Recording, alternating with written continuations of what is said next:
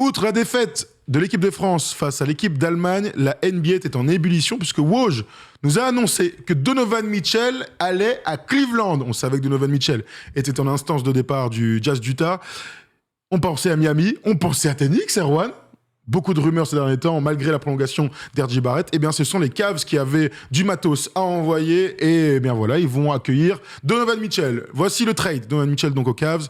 Le Jazz envoie Lauri Markkanen, qui est à l'Euro et qui se prépare pour son match de demain dans de drôles de conditions. Colin Sexton, Agbaji, le 14e choix de cette draft 2022. Des tours de draft, des premiers tours de draft non protégés, 3 et 2 swaps. Donc ils pourront échanger en fonction de leur placement à la draft le Jazz d'Utah. Bon, on parlera du Jazz dans quelques instants, mais Erwan, première réaction, Donovan Mitchell va à Cleveland, dans la conférence Est. Ouais, je me dis que Cleveland, qui était une équipe surprise et une équipe enthousiasmante la saison dernière, j'ai presque envie de me mouiller un peu la nuque et de me dire que l'année prochaine, c'est une équipe top 4. Ce qu'ils ont été longtemps l'année dernière, mais une équipe en tout cas qui va avoir de vraies ambitions. Et j'aime le travail de Kobe Altman, de se dire, j'ai créé quelque chose d'intéressant, avec des contrats, des rookies que j'ai installés, des choix que j'ai fait de pas notamment re-signer Colin Sexton. Et là, je fais un coup pour me dire, peut-être qu'avec cette équipe-là, là, je me donne 2 ans pour aller gagner un titre. 3 ans, allez, 3 ans. Je me dis, là, avec l'équipe que j'ai un jeune coach, Jimmy Bickerstaff qui a fait du bon boulot, qui est installé.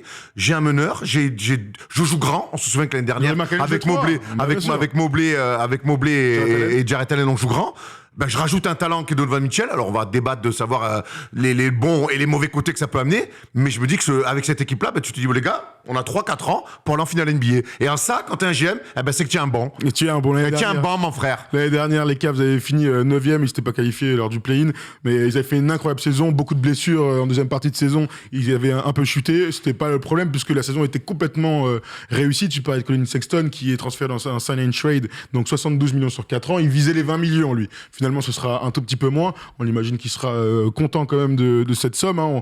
Il y a quand même des joueurs qui ont refusé des gros contrats qui finalement, derrière, n'ont jamais retrouvé ce type de choses. Évidemment, toujours. Colin Sexton, en tout cas, a son petit contrat. Mais t'as raison de dire que c'est une progression. Là, tu te positionnes tout de suite comme une équipe qui va compter l'année dernière. L'année prochaine. L'année prochaine, on regarde. Je regardais en même temps le roster. La grande info aussi, c'est qu'ils ont réussi. Je te fais une petite parenthèse. Oui, bien sûr, dis-moi. Tu sais que ce truc de l'année dernière, c'est un jour, je fais une petite parenthèse. On reviendra sur le roster, Tom, s'il te plaît. Tu sais, quand on va avec Sporus Travel, on va voir les Clippers, et à la fin du match, on venait d'arriver dans l'avion, j'étais cuit. Et avec Guigui, on est dans les vestiaires, et il y a Montrezl Harrell, qui à l'époque était aux Clippers, et il y avait Doc Rivers, il y avait encore Gallinari là-bas, tu vois. Et le début de saison est bon et tout. Et je sais plus pourquoi je lui fais, mais quelle est la différence je veux lui poser la question, c'est quoi la différence par rapport à l'année dernière? Et je lui dis, c'est quoi la différence par rapport à l'année prochaine? The next season, et je me rends pas compte. Et il me regarde, il fait, oh, that's a good question, man, et tout. Et moi, je suis là, saucé et tout. Donc, il me donne une réponse un peu brumeuse. Je fais, bon, pas ouf quand même, le mec en argumentation, je lui donne un truc comme ça.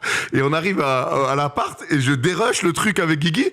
Et je lui remets la question. Et en fait, je lui pose la question sur l'année d'après. Je lui fais, c'est quoi la différence par rapport à l'année prochaine? Et en fait, la question n'a aucun sens. Et lui, il avait répondu. La question, lui, donc lui, gentil, parce qu'on dirait pas votre adresse, mais gentil, il me répond. Et en fait, je me suis dit, mais quel abruti je suis d'avoir posé une question de merde comme ça qu'on n'avait pas pu utiliser pour l'émission. Évidemment. Donc, voilà. C'est relou parce que c'est quand même ta langue maternelle. Ouais. Where is Brian? Bon, on va faire Alex Caruso bientôt. Je suis encore en train de bosser mon anglais. Tout à fait. Bientôt Alex Caruso. Et merci pour tous vos commentaires pour la force en anglais sur l'accent. Vous régalez. Mais c'est comme ça.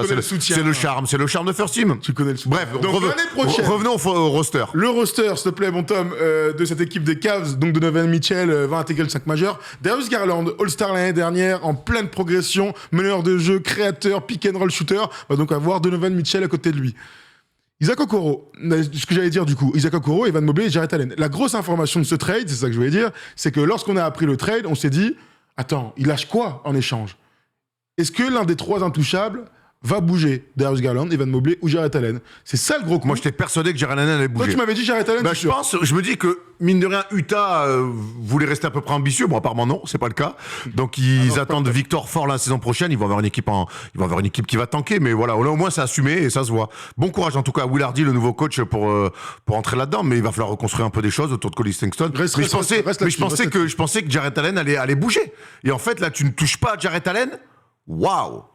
Enfin, c'est le coup du siècle, hein, Bah, pour ça marche pour Garland les ou Cavs. pour Mobley. Hein. Oui, ça marche. Non, mais Garland Mobley, pour moi, c'était impossible. C'était impossible. Du coup, je me dis, Garland Mobley, pour moi, c'est vraiment impossible. Donc, il a Jarrett Allen. Même pas. Donc, tu gardes même Okoro.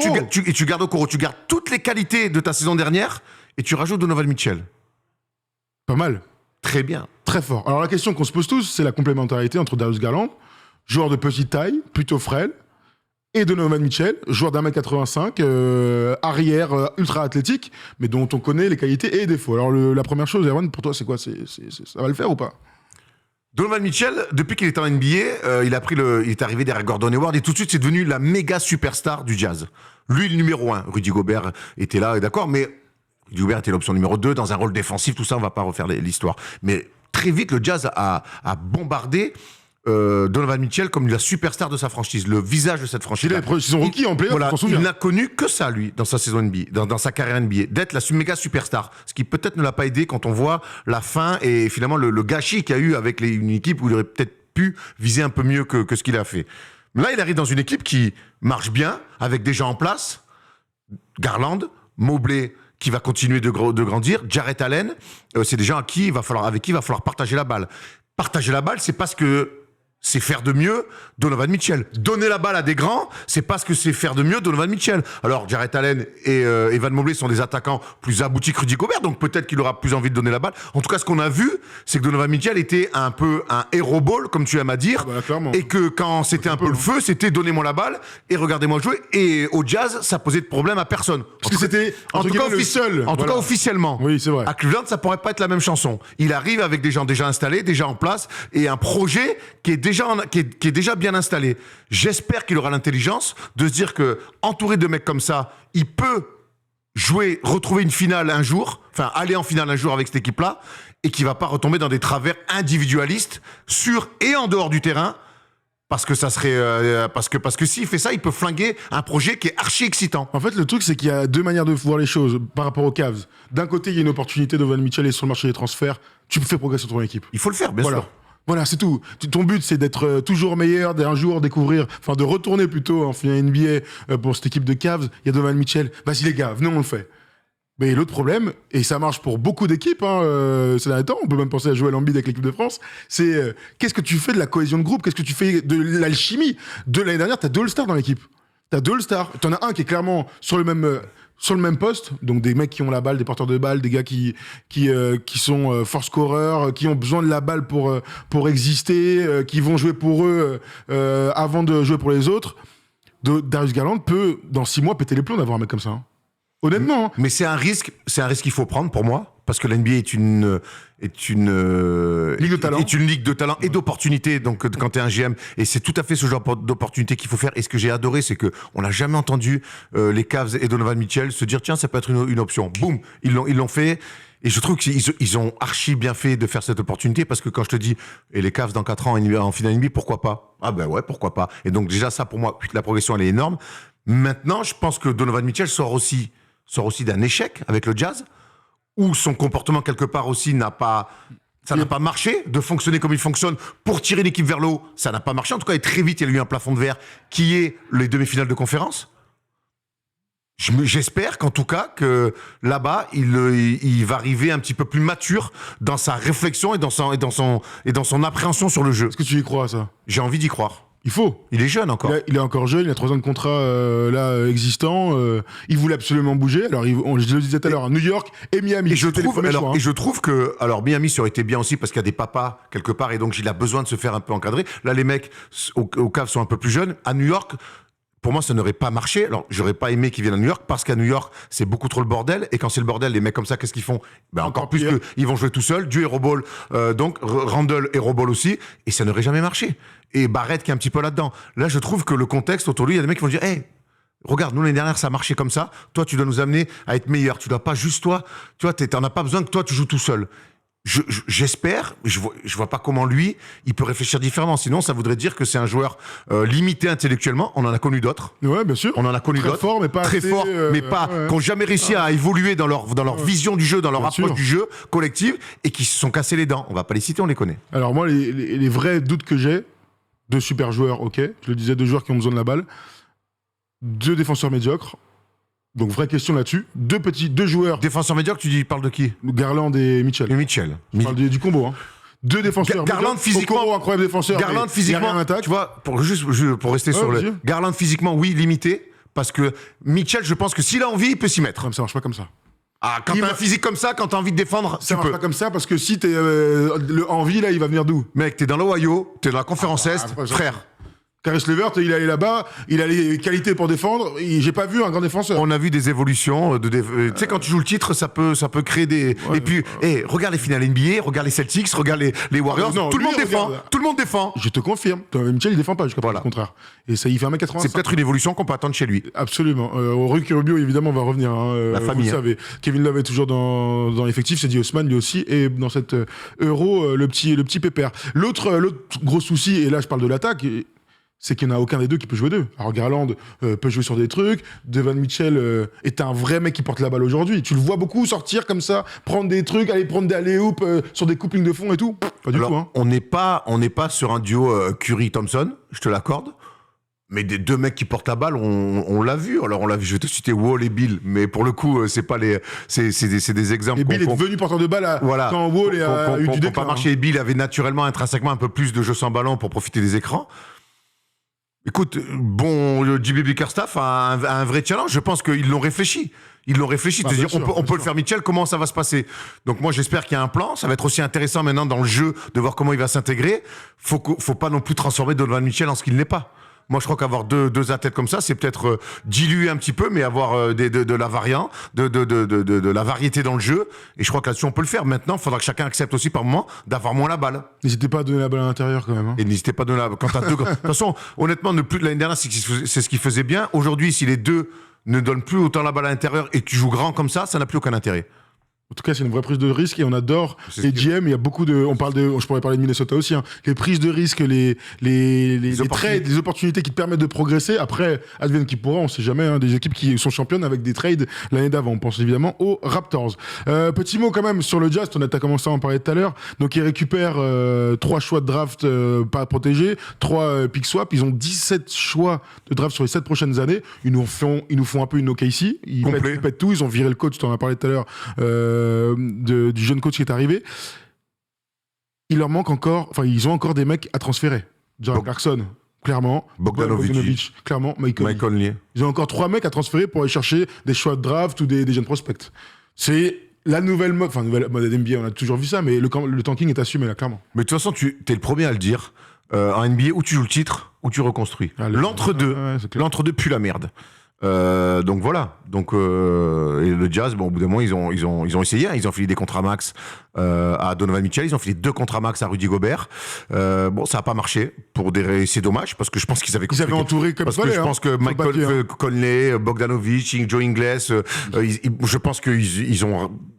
On en parlera peut-être plus tard, certains s'en rendent pas encore compte, mais je pense qu'ils ont raté une vraie chance, en tout cas, d'aller au moins jouer une finale NBA un jour. Maintenant, il y a des choses qu'on ne maîtrise pas au basket aussi, c'est l'entente hors terrain, c'est l'envie de jouer ensemble, et je trouve qu'ils se sont perdus. Mais en tout cas, aujourd'hui, voilà, ils cassent tout, ils repartent de zéro. Alors c'est bien d'avoir un Colin Sexton parce que ça va te faire des paniers et ça va attirer un peu de monde à la salle aussi. Mais clairement, aujourd'hui, je pense qu'ils rêvent de victoire et de futurs choix de draft haut. Absolument. Le nouveau coach, on le disait, c'était Will Hardy. 34 ans. Incroyable de voir des coachs que moi, largement. Hein. Il a plutôt mon âge, quoi. C'est incroyable. 34 ans, coach NBA. On fait vite fait son cursus. Hein. Il était pendant de longues années du côté des Spurs. Il a commencé à la vidéo. Finalement, il était sur le banc à côté de Pop. Il était aussi à la tête de l'équipe de Summer League. Ça fait partie des Summer League. Ouais, ça fait partie de la nouvelle génération. Apparemment, il était incroyable lors des entretiens. Ouais. Il fait partie de ces nouveaux qui s'installent. Je pense à Udoka. Voilà, je sais pas, Nick Nurse. Les mecs qui étaient sur le banc, qui étaient tranquilles. Jenkins à Memphis, sûr, absolument. Comme il s'appelle à Minnesota. Et il y a un autre truc, que je voulais dire dans tout ça, c'est que ils avaient le choix entre lui et Johnny Bryant, qui était le choix favori de Donovan Mitchell à l'époque. Et donc ça faisait partie des D'accord, choix ok. importants pour Danny Ainge. Danny Ainge qui est à la tête maintenant de la franchise du Jazz. Donc on verra si le destin comme Thunder-like, j'ai envie de te dire, du Jazz se poursuit, mais ça va être Et puis par ricochet, Evan, on sait qu'il s'est il se préparait un peu dans un coin de sa tête, peut-être aller du côté de Salt Lake City. Bon, ben en tout cas, là, il restera au Knicks. Ah bah là pour l'instant oui, ça c'est sûr. Voilà. On avait même dit que malgré la prolongation de Reggie Barrett, on pouvait l'inclure dans un trade. Il y avait tout ce truc là. Wow, je pense qu'à partir du moment où Barrett est re-signé, c'était clair qu'il pouvait pas faire. Ouais, mais il y avait des rumeurs, mais je vois pas les Knicks. Ça aurait été très curieux. Ouais. Ça a été très curieux. Attends, je regarde un message de notre pote Nico Bermond, la famille, qui disait que New York préférait le package de Utah par rapport à tout ça plutôt que de re-signer Reggie Barrett sur le papier. Mais en tout cas, ça n'a pas été le cas. Incroyable. C'est quand même une drôle d'histoire qui s'est passée là. Au début, je comprenais pas trop pourquoi. Je comprenais pas du tout pourquoi ils n'avaient pas accepté côté Jazz. Parce que Barrett était dans le package côté Knicks. Les Knicks l'ont proposé. Bah ouais. Donc dans un même été, les Knicks ils proposent de trader Barrett et ils lui filent un contrat à 120 millions. Incroyable. C'est la magie des Knicks. Ça fait peur. Ça fait peur, mais bon, on suivra tout ça l'année prochaine. Voilà, on a fait le tour, les amis. On a fait le tour de cette soirée de NBA après l'Euro. S'il y a d'autres trades d'ici les quelques jours, eh bien, on se fera un plaisir de redébriefer tout ça en direct. Nous, on se retrouve samedi pour le France-Lituanie de 17h45. Nous, on prendra l'antenne juste après, donc vers 20h, pour débriefer, on l'espère, une victoire de l'équipe de France pour lancer cet Euro. Parce que sinon, on le disait tout à l'heure, on est vraiment dans la mouise. Maltempo si on perd samedi. Réaction, messieurs, allez, faut envoyer du bois. Et surtout, faut espérer que Sabonis continue sur sa belle lancée et son beau début d'Euro. On te match. J'ai rarement vu un mec passer autant au travers. Au Star NBA, ah ouais, catastrophique. Le meilleur ami de Stephen Roy. Eh ouais, mais tu sais que depuis que Steph a dit ça, ça va dans son sens. On a beaucoup de mal à le contredire. Hein. Ah, ça, c'est clair. Allez, on vous souhaite une bonne nuit à tous. Merci de nous avoir suivis. Toi qui es sur YouTube, on t'aime aussi. Et puis voilà, un samedi, on se retrouve sur les réseaux sociaux. Vous l'avez vu, on a été hacké sur Twitter. Incroyable histoire. On n'a toujours pas récupéré, malheureusement, nos accès à ce compte Twitter. On a un peu la haine, mais on travaille avec Twitter pour le récupérer un jour. On espère que ce sera avant la fin de l'Euro. Ça nous embêterait beaucoup. Merci, Erwan. Bisous. Merci à la régie, vous êtes les meilleurs. Polo, JB, Tom, Jérém. Et bisous. On la déprime un peu, putain. You at all, but I'm bout it. If you bout it, don't give a fuck if you're involved. Cause I'm bout it. If you bout it, yeah, don't act like you are doing